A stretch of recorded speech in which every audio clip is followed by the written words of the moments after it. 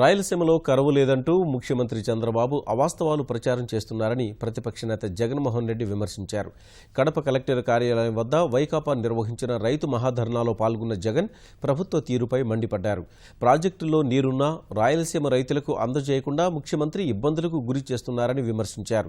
చంద్రబాబు నిరంతరం రైతులను మోసం చేస్తున్నారన్న జగన్ రైన్ గన్లను తానే తెచ్చినట్లు ప్రచారం చేసుకుంటున్నారని ధ్వజమెత్తారు.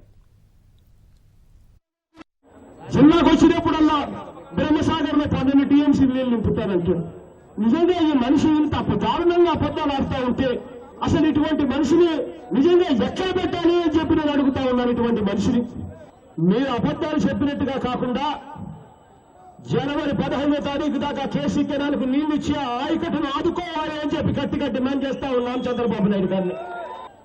శ్రీశైలం ప్రాజెక్టులో 854 అడుగులు అన్నది ఎట్టి పరిస్థితుల్లోనూ తగ్గకుండా శ్రీశైలం ప్రాజెక్టును పవర్ జనరేషన్ కోసం కాకుండా రైతుల కోసం, ఇరిగేషన్ కోసం ఆ ప్రాజెక్టును కేటాయింపులు చేయాలి అని చెప్పి గట్టిగా చంద్రబాబు నాయుడు గారు డిమాండ్ చేస్తా ఉన్నాం.